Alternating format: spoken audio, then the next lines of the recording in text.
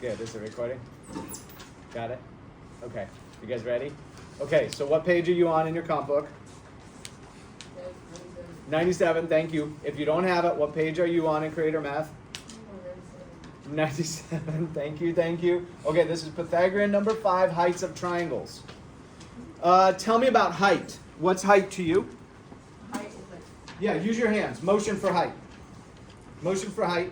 Go ahead, do it. Do it. Isaiah, what's height? Use your hands. Motion. Give me motion for height. What's height? Give me some motion. Use your hands. Show me what height is. What's height? Alan, what's height? Fine. Fine, right? So that's what you're trying to find. Think of a triangle in your mind. Can you see a triangle in your mind? How many sides does it have? 3. 3? Can you see the height of the triangle in your mind?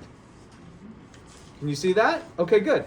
So that's all you're doing with this, but you're using proportions to solve for them. Everybody say proportions. A proportion is 2 fractions placed equal to each other in math. Do you see the fraction right here? Everybody look over here. See the fraction? What's a fraction? What is a fraction? Like if I said fraction to you, what comes into your mind? Is there a picture in your mind?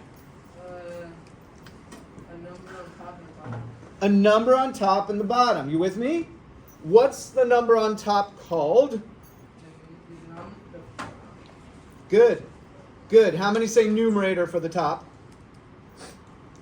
How many say denominator for the top? How do you remember those two? Is it a denominator on the bottom? And what I remember for denominator on the bottom is D stands for down. Everybody say down. So everybody say denominator. The denominator's on the bottom. You with me? It's down. The denominator's down. Does that help you to remember which is which? The numerator's on the top. Now, what is separating the numerator and the denominator? The line. A line. What does the line mean to do? What is the line is a symbol for what? Fraction. Good. What is it literally telling you to do? What's a line mean in a fraction between the numerator and the denominator? Did you ever think about this? Right? I know you've worked with fractions, but did you ever think about that line? What does that line say to you? What does it mean? Okay, look. Here's this. What fraction is this? Let's do some review on fractions. What fraction? Everybody, somebody. 1/2. What does it literally mean? What does it literally say to you? It means 1 divided by 2. Do you know this? The line means divided by. It literally means divided by. How could you write it another way? You could say 1 divided by 2. Remember that? Remember fractions? And remember divided by. They're both the same thing, right? 1 out of 2, or 1 over 2, or 1 divided by 2. That's what a fraction is. It's a numerator on top. It's a fraction bar, they call it. There's a name for it, right? And it means divided by, and then the denominator. You okay with all this?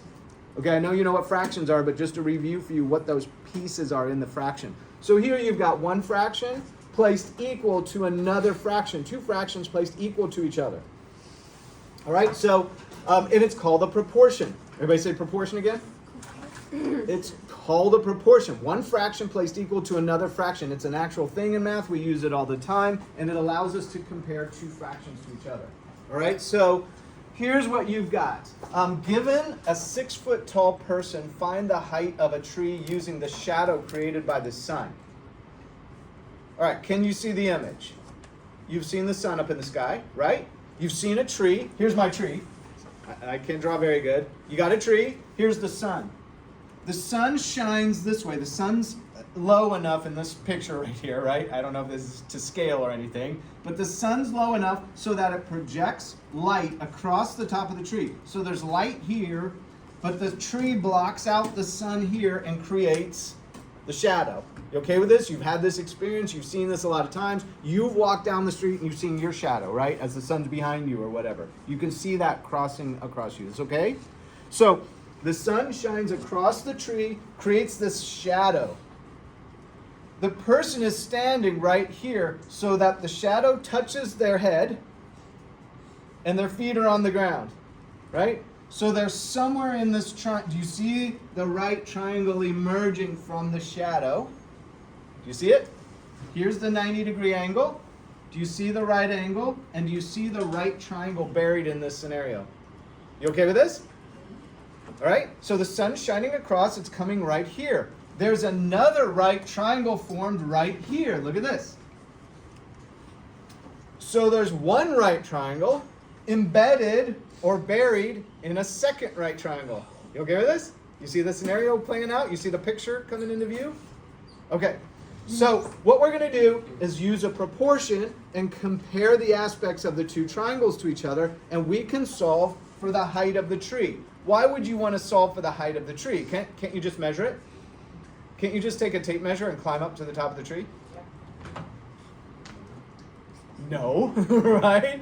No. I mean, I guess if it were all limbs up here, right? If these are limbs, but say it's leaves up there. You know how you can't actually, the actual limbs that have leaves on them, you can't climb on those. They're too small, right? You couldn't get to the top of the trees. And as you guys get older and bigger, you don't climb as many trees anymore. Didn't you climb more trees when you were younger? Or if you ever did? I don't know if you ever did, right? Did you climb more trees when you were younger? You do it less and less as you get older. You know why? As we get older, when we fall, it hurts more. We get like bigger and heavier, and then when we fall out of a tree, it's over for us, right? It's not as easy. When you're a kid, you're so much lighter, and you know, you can fall down, do a lot of things as you're a kid. It changes as you get older. Okay, anyway. All right, so here's what we've got. Do you see A, B, C, D, E? You see it? AB is the height of the tree. You okay with that? AB is right here. CD is the height of the human. You got that? E is this point where the shadow ends. It comes to an angle right there. There's a rotation in that angle. And I messed it up a little. Let's get rid of this one. There's the angle right there. That's the angle. Remember, an angle is a rotation. You're rotating from here, flat, up to the angle of the shadow that the shadow creates on the ground. We don't need to know the angle in this case because we know the pieces of the right triangles, and this proportion creates for us an awesome situation. So CD right here, how high is the person? They're telling us that the person's 6 foot high. All right? Whether or not that's a reasonable number, I don't know. I used to be 6 foot, and then gravity's taking over. Do you know that you shrink as you get older? Do you know this? Gravity shrinks our body as we get older? Yeah, it crushes us down as we get older. Do you know this? You guys, some of you look at, some are saying yes, and some are looking at me kind of weird. Gravity makes us shorter. It literally, our spines compress and things, our bones compress. As you get older, you get shorter. Anyway, so I used to be 6 foot. Now I'm down to 5'11". I imagine I'll be shrinking over my lifetime. Anyway, 6 foot is the height of the person, okay? So CD in this case is going to be 6 feet. So we have a fraction, A over B, and notice the setup of the fraction. AB is the height here, CD is the height here. So height over height. AB is the one we don't know, that's the height of the tree. CD is the height of the person, that's 6 feet. It goes right here. It's a proportion. So it's one fraction placed equal to another. All right, go for the next thing, BE. Now we have BE over DE. Notice that BE is the total length of this triangle, down here on this side, this leg. And notice that DE is the length of this triangle. And we compared the height of one to the height of the other, the length of one to the length of the other. We're going in a very specific pattern with that. If we mess up the pattern, this proportion doesn't work. You okay with this? You see height to height. That's here to here. And now we're going to go length to length. That'll be here and here. How long is this length down here? It's 30 feet from the tree to the person, which we can measure because it's down on the ground. It's 10 feet from the person to the end of the shadow. So we're going to take 30 plus 10 and get 40 feet. That's going to go in here. By the way, one tick mark means feet. One tick mark on a number means feet. Hold up your hands. How big is a foot? Hold up your hands. About how big is a foot? Yeah, I think, Nathan, that's about right. That's probably about, 12 inches, about something in here, right? And some of your shoe length is about a foot right now, right, for some of you. So not bad, and that's where it came from, right? Everybody was measuring with their feet, I guess. And then they decided to standardize it and called it a foot, all right? So DE, how long is DE? The distance here, we're given 10, so that goes in here. Have you heard of cross multiply for proportions? We circle these and we circle these, and it makes more of an X, like X multiply. And we go across here. If we call this X, this becomes 10X. And 6 times 40 becomes 240. Right? And let's see how I did it in the notes. I'm going to try to stay to that route. So we got 10x. Yeah, I called it 10 times AB in the notes. That's fine too. Or x. We get 240. We divide both sides by 10. What we do to one side of an equation, we do to the other. And x equals, these zeros disappear, 24 feet. How high is the tree? 24 feet. Right? Why do we use math for this situation? Because theoretically, I can't actually climb up there and measure the tree. Theoretically. I agree that maybe in some cases, if it was not leaves up there, maybe you could actually climb up. But why not just measure the person, measure these distances, and just calculate the height of the tree? You okay with this? And in a rare situation where students are always telling me, right, what do you always ask math teachers? When am I ever going to use this in real life? Do you ever do that? You ever sit there thinking, when am I ever going to use math? Some of you do. Somebody somewhere in here. I'm not. Yes, somebody? Somebody give me a yes. Nobody's giving me a yes. I appreciate that, you guys. Hang on 1 second, Alan. Okay.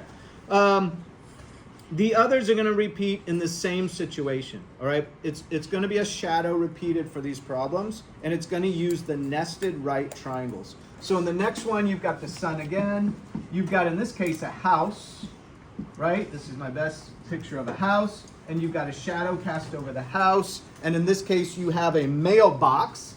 Here's a mail, which I don't even know, do we still have mailboxes out there? A mailbox.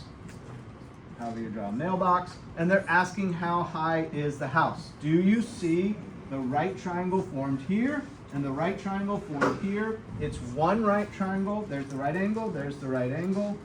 It's one right triangle nested or embedded in the other right triangle. So therefore the proportion comes into play. You're going to set up the two fractions and solve for the missing, which is going to be the height of the house. You okay with this? Okay, so do the Schoologies. They should guide you through it and help you to solve these too, and the problems are solved in those videos also. Okay, hit stop on that.